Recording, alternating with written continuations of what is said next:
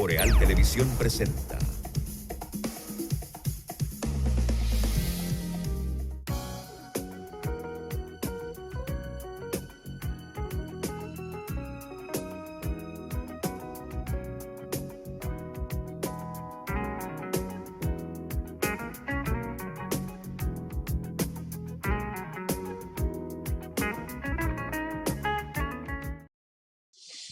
Bueno, estamos de regreso con ustedes ahora en el Café con Leche, la producción de Boreal Televisión desde Santiago de los Caballeros, que es el cierre de este bloque informativo. Tenemos a José Ricardo Taveras en pantalla para conversar con él sobre diferentes aspectos, pero sobre todo del tema que tratábamos en el programa anterior, Mañana Boreal, del vacío constitucional con relación a una situación que podría presentarse y que amerita estarle prestando atención en estos momentos. José Ricardo, buenos días y gracias por estar con nosotros.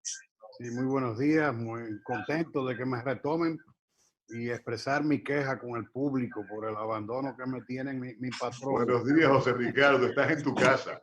Gracias, eso estoy protestando todo. Bueno, lo que pasa es que también usted se alejó de nosotros, así que... No diga eso. Espérame, vaya lejanía que me acaba de llamar y ya estamos. Así es. Ni de ustedes ni de su público.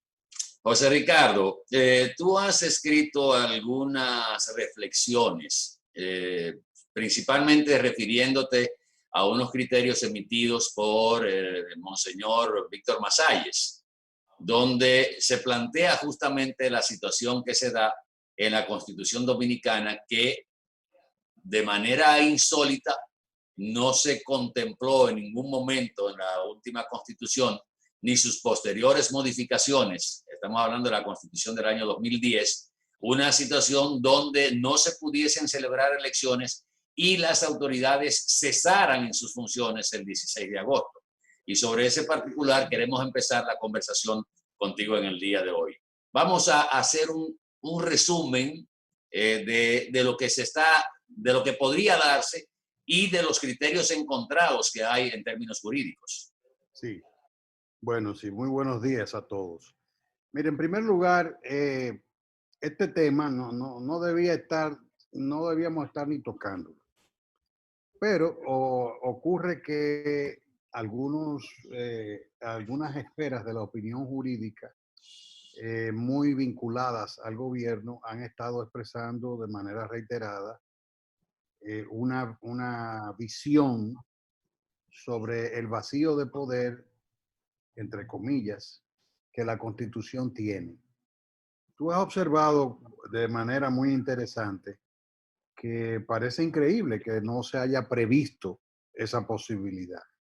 Pero resulta que la Constitución no la prevé adrede. Ajá. Claro, porque el problema es que se supone que el orden constitucional es sagrado y que eso no se puede romper. Cuando la Constitución dice cada 4 años, pues cada 4 años. Entonces, la Constitución, aunque prevé la fuerza mayor para elegir o crear un mecanismo de sucesión en el caso de que un presidente y un vicepresidente electo no puedan asumir, no prevé la posibilidad de que no se celebren elecciones. Porque en la medida en que la Constitución abre esa posibilidad, también habría quien se le caliente la cabeza y lo pueda pensar. Ahora, una situación como esta no tiene precedentes en la República Dominicana. Hay una causa atendible, una causa de fuerza mayor, una fuerza incontenible que evitaría probablemente la celebración de un proceso, porque si eso puede eventualmente comprometer la salud y la vida de muchos dominicanos, obviamente la gente no se va a querer congregar en las asambleas electorales. Entonces, ¿qué pasa? La Constitución prevé que en los casos en que el presidente y el vicepresidente electo faltaren a juramentarse el 16 de agosto de manera inexorable, el presidente de la Suprema Corte de Justicia asume la presidencia durante 15 días y el Congreso tendría que elegir los sucesores, la Asamblea Nacional. Pero ¿qué ocurre? La hipótesis que estamos manejando es la hipótesis en que no hayan elecciones, porque están los artículos 274 y 275 de la Constitución. El 274 cierra inexorablemente toda posibilidad de que las autoridades que son electas, es decir, cuyo poder proviene de la soberanía popular, que es un poder, lo que se llama el poder constituido por la soberanía popular a través del voto. Los órganos del Estado que están llamados a ser elegidos mediante ese mecanismo, la Constitución dice que es por 4 años. O sea que inexorablemente no existe posibilidad alguna de que se pueda prolongar ese poder. ¿Cuál es la tesis que se está manejando? La tesis que están manejando es la posibilidad de que en base al 275, que es el artículo siguiente, que plantea que cuando un órgano del Estado no se ha elegido el sucesor, pues obviamente continúa en el puesto el que está hasta tanto sea electo el sucesor. Pero ¿qué pasa? Sí, pero que en este caso no se está hablando, perdóname que te interrumpa, Sí. no se está hablando de, por ejemplo, podríamos citar casos de la Cámara de Cuentas, de la Junta Central Electoral, del Tribunal. O sea, son personas que no son elegidas por el voto popular. Exactamente. Porque el artículo 2 plantea claramente que el poder viene del pueblo, de la soberanía popular, y que el pueblo lo ejerce designando a través del voto directamente o por representación. Entonces, tenemos 2 tipos de elección en la República Dominicana. La elección de tipo directo, que es la que ejerce el poder constituyente, que es la que se ejerce a través de la soberanía y que tiene una expresión a través del voto, y las elecciones por representación de la soberanía popular, que son las que ejercen los poderes públicos, constituidos de conformidad con la Constitución en representación del soberano. O sea, el poder constituido, que son el Ejecutivo y el Legislativo, a través de órganos, por ejemplo, como el Consejo Nacional de la Magistratura o el Senado de la República, ejercen por representación la designación de una serie de órganos del Estado que son a los que se refiere el artículo 275 de la Constitución Dominicana. Entonces, esas personas, como tú has observado muy atinadamente, Cámara de Cuentas, Junta Central Electoral, los jueces de las altas cortes, etcétera, son elegidos por vía de la representación del poder popular, que para esas instituciones, para esos órganos, es que el 275 ha previsto que deben esperar que le designen su relevo. Porque la Constitución, en su artículo 3, además, establece que la soberanía popular es inviolable. O sea, es imposible que ningún poder constituido pueda ir más allá del mandato que solamente le concierne al poder constituyente, que es el del pueblo.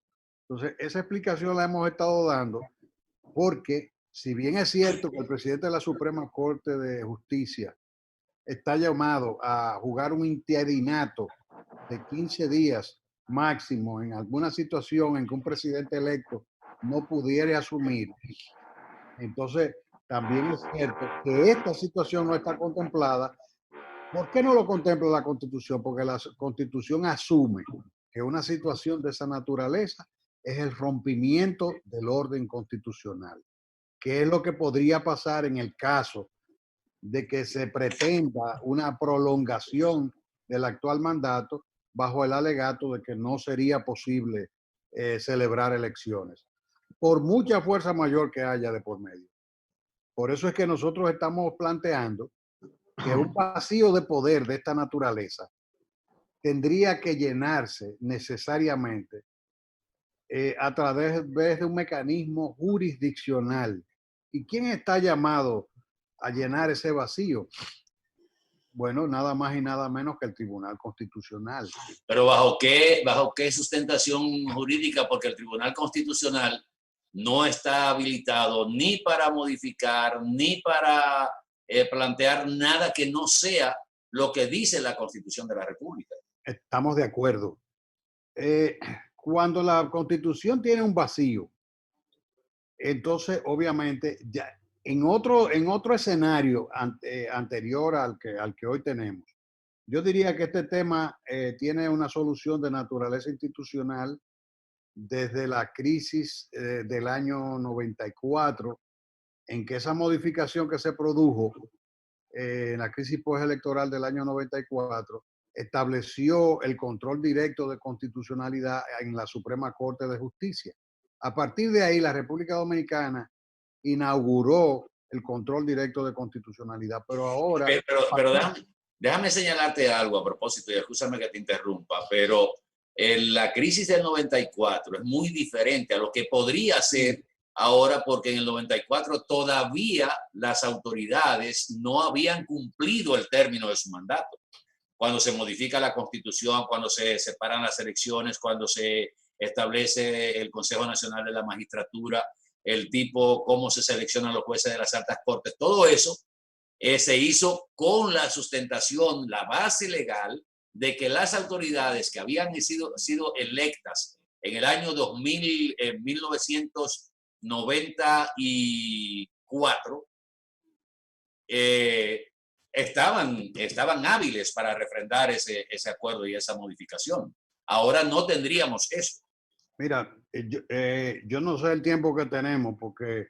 No, lo tenemos, dale. No me gustaría distraer el debate en ese tema porque yo tengo una postura de la que podríamos hablar, porque ahí se produjo un rompimiento de la Constitución, porque ya el soberano se había expresado en las urnas y había electo al doctor Balaguer por 4 años, con lo que tú quieras criticar del proceso, pero el Estado se había expresado a través de la Junta Central Electoral de que ese señor había sido electo por 4 años.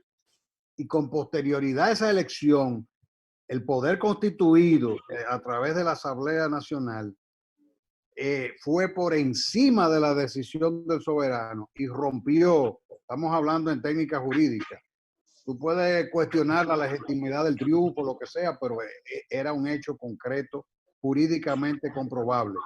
Pero como eso es harina de otro costal, del cual podemos hablar un día que queramos hablar de historia, ¿verdad?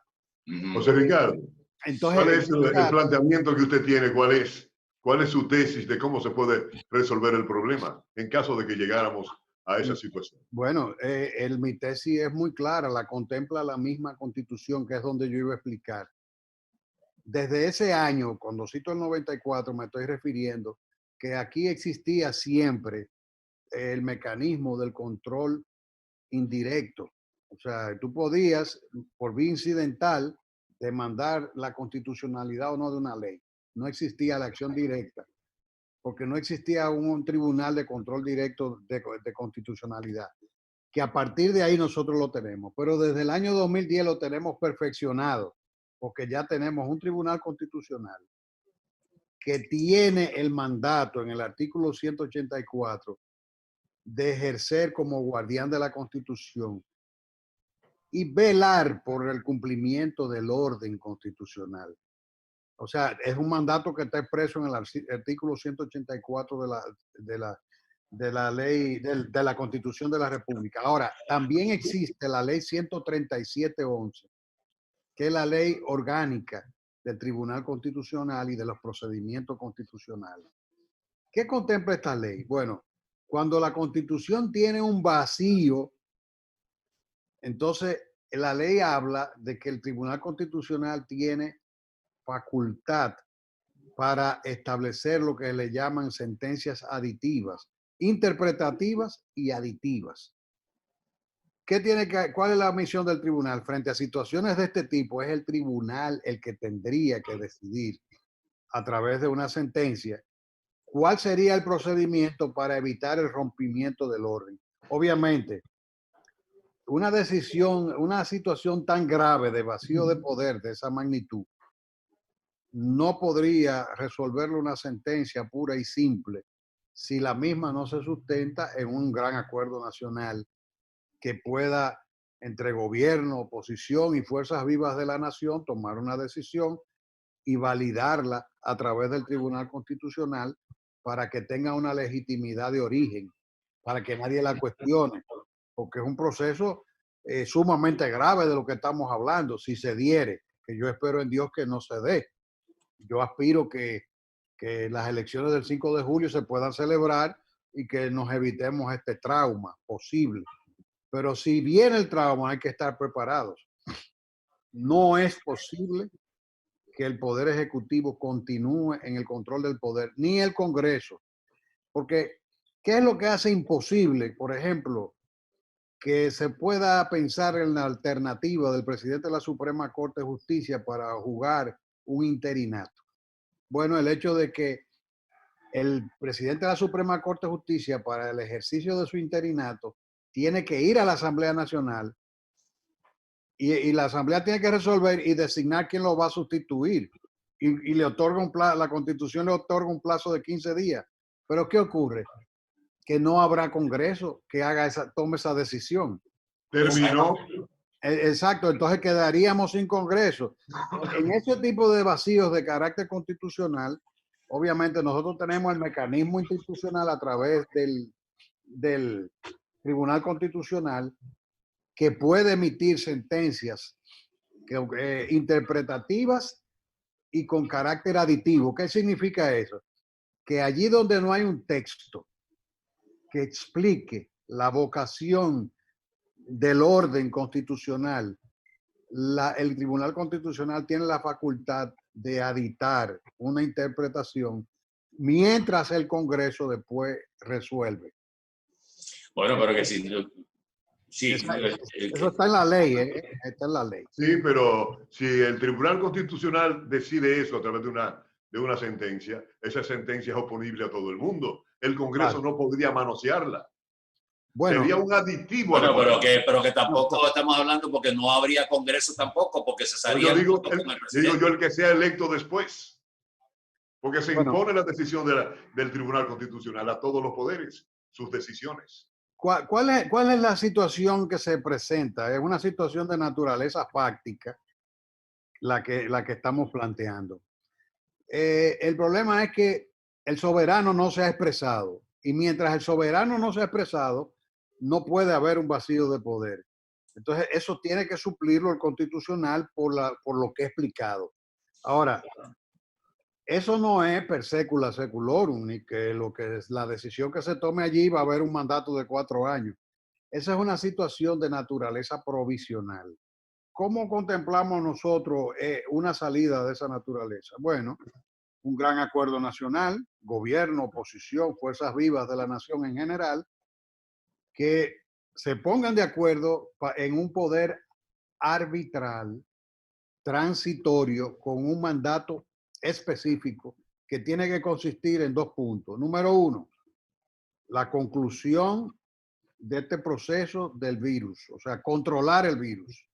Y 2, una vez estén dadas las condiciones para que el pueblo dominicano pueda ejercer el derecho al voto sin entrar en riesgos de naturaleza sanitaria que puedan implicar la pérdida hasta de la vida, entonces que se organicen las elecciones de inmediato en un momento oportuno y entonces ahí obviamente habría una situación de naturaleza anómala donde un periodo va a quedar mutilado por la situación fáctica. En todo caso, pero no significa que eso va a ser para algún día. O sea, una vez la fuerza mayor, se tienen que organizar elecciones porque no hay posibilidad de establecer un poder constituido sin que se exprese el soberano a través del voto. Cuando tú decías ahorita, me quedé pensando en eso, que de manera adrede no se contempló una situación que podría presentarse como la que estamos barajando, que ojalá, reitero, ojalá me sumo a eso y lo he estado planteando, de que ojalá no tengamos que llegar a ese punto y que las elecciones se puedan realizar con garantías para la salud de la población. Tú decías que la Constitución de manera casi adrede no contemplaba esa situación. ¿A qué te referías? ¿Esto podría ser un freno preventivo del constituyente de que evitar que cualquier presidente se invente una situación y diga, bueno, aquí no se puede hacer elecciones porque a José Ricardo le dio gripe? Exactamente. Y yo sigo. Exactamente. O sea, ¿se podría interpretar eso como cerrar todo tipo de posibilidades en ese orden? Exactamente. Precisamente cuando el 275 le dice, ni usted, que es el poder ejecutivo, el presidente y el vicepresidente, ni los congresistas pueden tener un periodo mayor y su mandato concluye el 16 de agosto cada 4 años. Lo que le está diciendo, eso es inexorable. No hay alternativa. Lo que está es forzando, obligando a que se exprese la voluntad popular a través de las asambleas electorales.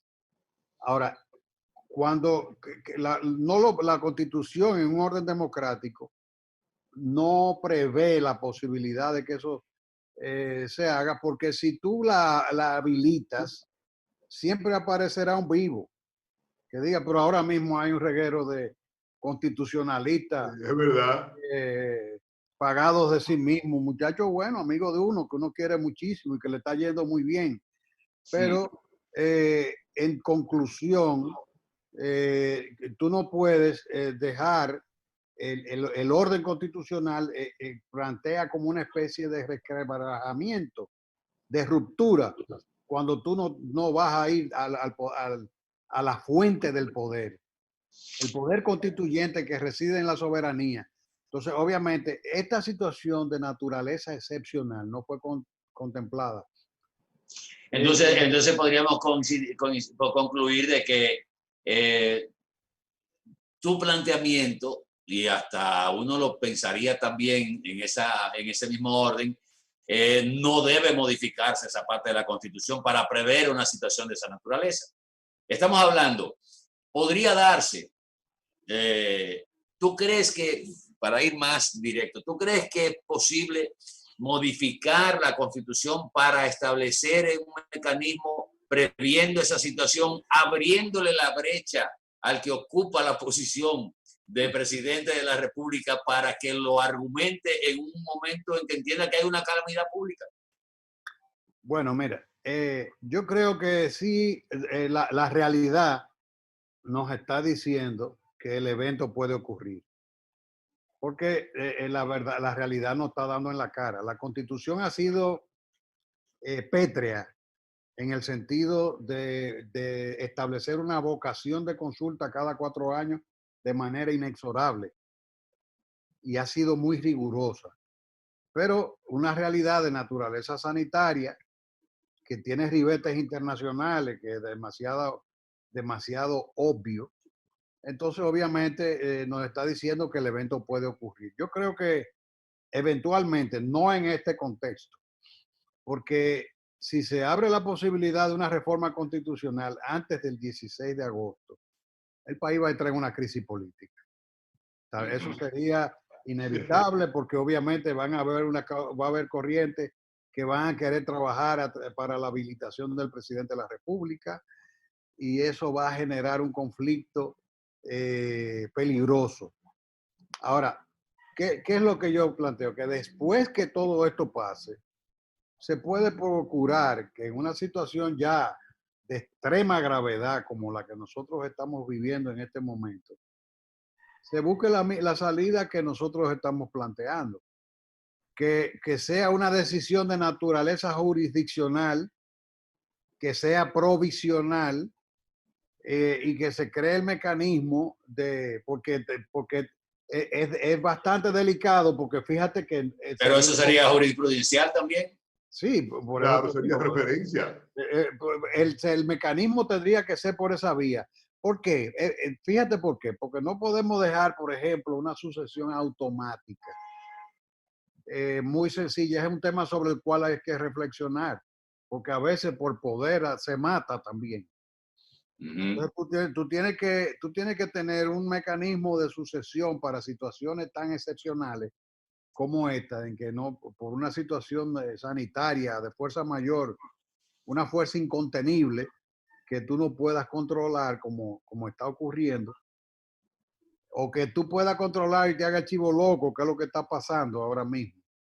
¿Cómo así? Bueno, porque ahí entraríamos en otro tema, en el mal manejo de la Bueno, pero situación tú te has sanitaria. metido en el tema, vamos a ver, dime por qué, ¿cómo así? Sí, Vomita. pero antes de pasar a ese tema, vamos a cerrar este. Puede ser interesante que el país se siente a reflexionar, pero a posteriori. Porque si en medio de un conflicto de naturaleza electoral, donde el país está en una situación de tensión, se abre una Asamblea Nacional, van a venir tentaciones peligrosas, como por ejemplo pretender bajar el 50% para la primera vuelta, Sí. tratar de llevarlo a un 40%, por ejemplo. Se puede pretender la habilitación del presidente de la República. Todas esas son situaciones que profundizarían la crisis política que tenemos.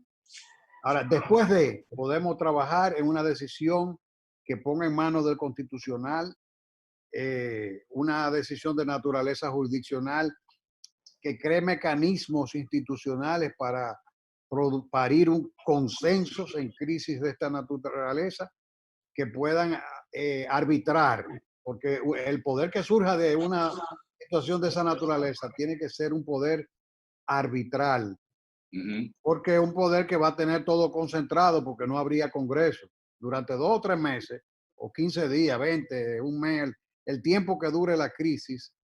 Sería un poder que tendría concentrada la posibilidad de emitir decretos leyes. ¿Podría contemplarse la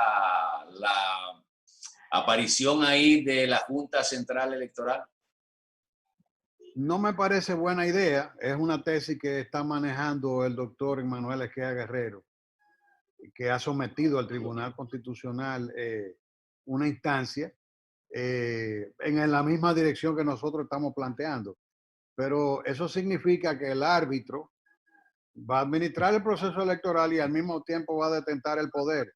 Y tú no puedes mandar la carne con el gato. La Junta tiene que concentrarse en la organización de los procesos. No me parece una buena idea. Disiento del buen amigo Emmanuel Esqueda en ese sentido, que creo que con buena intención ha sometido ese criterio. Pero lo más importante en todo esto es una cuestión de legitimidad. Tú no puedes, en una crisis de esta naturaleza, desconocer la importancia del gobierno. Tú tienes que sentarte con el gobierno. Y el gobierno mismo incluso es el que debe auspiciar un diálogo para generar un consenso que le evite una salida traumática. Entonces, tú tienes que sentarte con la oposición, tienes que considerar las fuerzas vivas de la nación en un poder de naturaleza arbitral y breve. Te la voy a poner directa, con el permiso de Danilo. Tú no eres partidario. Es una pregunta, ¿eh? Sí. No eres partidario de que se contemple la posibilidad, porque estaríamos cayendo en lo que está evitando el constituyente, que se contemple dentro de esa modificación, que se contemple la posibilidad de que las autoridades electas se mantengan en el poder hasta tanto se hagan las elecciones. ¿Tú te refieres a prolongar el poder del presidente Medina? No, ya con una modificación constitucional. Yo no estoy hablando del presidente Medina. Estoy hablando de que se pueda prever esa situación en una posible modificación constitucional. Así como se contempla que podría ser en la tesis de Emmanuel Esqueda Guerrero o la otra ponencia que hacen algunos otros que hablan del presidente de la Suprema Corte de Justicia, así se podría contemplar que el presidente en ese momento electo en el periodo anterior que ha concluido en una situación de emergencia para no desguabinar el Estado, el gobierno, que llegue uno, que bueno, en estos 15 días vamos a cancelar todo el mundo y vamos a hacer un desorden aquí. Mantener las autoridades electas cesantes hasta que se produzca el proceso electoral. Sí, esa es una posibilidad. Incluso es la posibilidad que parece más lógica, eventualmente. Ahora, el tema está en el estadio de inmadurez política e institucional en que nosotros vivimos. ¿Qué me preocupa a mí en refrendar esa posibilidad? En primer lugar, este proceso, y podemos citar todos los anteriores, ha puesto en evidencia que el poder que sale no sabe partir. Charles Maurice de Talleyrand le escribió una carta a su sobrino que lo estaba instando a permanecer en la vida pública en un momento determinado, y él le mandó una carta desde Londres cuando fungía como embajador y le dice: llega un momento en que hay que saber partir. La cultura política dominicana es que los jefes del Estado y los actores de la política en general no saben determinar el momento en que les toca partir, o por lo menos recesar. Entonces, por ejemplo, el actual poder, por ponerte un ejemplo, pero no quiero cargar el dado en Danilo Medina. Yo te estoy hablando de un tema cultural. Son pocos los presidentes que han salido en buena lid convirtiéndose en árbitros de una transición. Son pocos. La mayoría son muy activos en tratar no solo de mantener el poder, sino también de condicionar el poder que lo releva. Y eso es legítimo, yo lo entiendo, porque si tú te vas, tú quieres que quede tu partido. O si no que quede tu partido, tú puedes querer tener una preferencia. Entonces llega un momento en que ese presidente deja de ser árbitro y ocurre lo que está ocurriendo. Se usan los recursos del Estado a favor de un candidato específico. Y en una crisis de esa magnitud, lo único que puede preservar y vacunar el país de una crisis, yo diría de algo mayor, de una crisis mayor, es que se elija un poder arbitral, transitorio, que no involucre, por ejemplo, el interés. Mira lo que está pasando, que los candidatos del gobierno están saliendo en horas del toque de queda a repartir alimentos, los candidatos a senadores, diputados, y hasta se caen a golpe en conflictos entre ellos mismos. Entonces, es una situación delicada porque nuestro estadio de evolución política en este momento no ha convertido la presidencia todavía en una institución equidistante de los intereses electorales de los partidos. Y eso generalmente se confunde el Estado y el partido. Y eso no sería positivo. Por eso yo no estaría de acuerdo. Aunque es lo lógico. Eso debe ser lo lógico porque... Pero decía Ortega y Gasset que el derecho es una secreción espontánea de la realidad. O sea, Ricardo, si nuestra realidad nos dice a nosotros que tenemos un poder que no sabe constituirse en un eje en árbitro, entonces tenemos que procurar el árbitro cuando vienen crisis mayores. O sea, Ricardo, muchas gracias. Un placer tenerte de vuelta aquí en tu casa, que es Boreal Televisión. Así es. No te pierdas, no te pierdas. No, pero pregúntale a él si no aparece de inmediato. Es verdad, es verdad, es verdad. Nunca pero que me llama, desaparezco. Ahí mismo estoy. Vamos a renovar esos afectos. Muchas gracias, José Ricardo. Un abrazo. Gracias. A ustedes, amigos, gracias por la atención. Conversábamos con José Ricardo Taveras, secretario general de la Fuerza Nacional Progresista, ex congresista de la República Dominicana por la provincia de Santiago. Ha estado con nosotros en este Café con Leche de Boreal Televisión. O Y sea, abogado Ricardo, en ejercicio. abogado de los tribunales de la República también. Así es. Ah, que vivo de eso. Vive de eso. Está picando porque ahora no hay nada. No, no hay nada. Es decir, pero cualquier casito que la gente vea por ahí, yo trabajo. Amigos, gracias. Sí, Feliz yo soy resto. político que trabaja. Feliz resto del día. Así hasta mañana. Boreal Televisión presentó